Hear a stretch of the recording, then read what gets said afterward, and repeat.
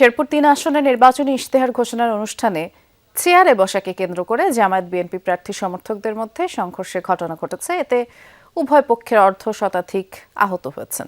দুপুরে ঝিনাইগাতি স্টেডিয়াম মাঠে এই ঘটনা ঘটে। পুলিশ জানায়, উপজেলা নির্বাহী কর্মকর্তার পক্ষ থেকে নির্বাচনী ইশতেহার ঘোষণার অনুষ্ঠানের আয়োজন করা হয়। দুপুর 2টায় শুরু হওয়ার কথা থাকলেও আগেই সেখানে উপস্থিত হয়ে চেয়ার দখল করে নেয় জামায়াত প্রার্থীর সমর্থকরা।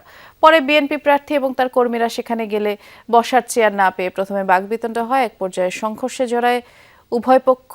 এ সময় অর্ধ শতাধিক আহত হয় আর ভাঙচুর করা হয় বেশ কয়েকটি মোটরসাইকেল। খবর পেয়ে ঘটনাস্থলে গিয়ে পরিস্থিতি নিয়ন্ত্রণে আনে আইন শৃঙ্খলা বাহিনী। আহতদের সদর হাসপাতালে ভর্তি করা হয়েছে।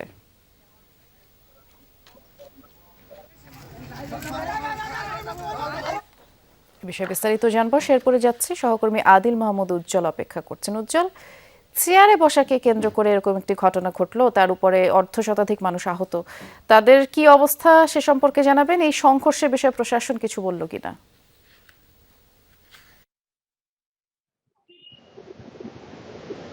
জি, আসলে আজকে উপজেলা প্রশাসনের পক্ষ থেকে যতগুলো দল আসলে ৩ আসনে আছে তাদেরকে নিয়ে একটা ইশতেহার ঘোষণার অনুষ্ঠান ছিল এবং যে অনুষ্ঠানকে কেন্দ্র করেই কিন্তু এই সংঘর্ষের ঘটনাটি ঘটে। আমরা যদি আপনাদেরকে একটু জানাই যে দুপুর 2টায় অনুষ্ঠান শুরু হওয়ার কথা থাকলেও উপজেলা নির্বাহী কর্মকর্তার পক্ষ থেকে সেখানে কিন্তু দুপুর 2টার আগেই এই জামাতের কর্মীরা সে সমস্ত চেয়ারগুলো দখল করে ফেলে।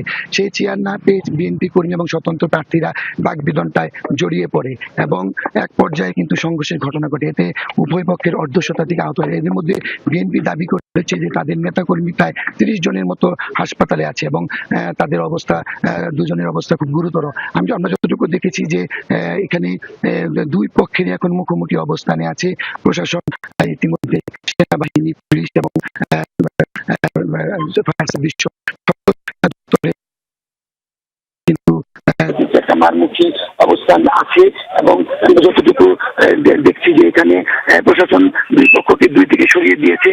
তবে জামাতের প্রার্থীর একদিকে বিএনপি প্রার্থীরা এখনো রাস্তায় অবস্থান করছে এবং মাঝখানে কিন্তু আইন শৃঙ্খলা রক্ষাকারী বাহিনী তারা কিন্তু নিবৃত্ত করার চেষ্টা করছে এখনো, এবং মাঝখানে কিন্তু আইন শৃঙ্খলা রক্ষাকারী তারা কিন্তু নিবৃত্ত করার চেষ্টা করছে এখনো।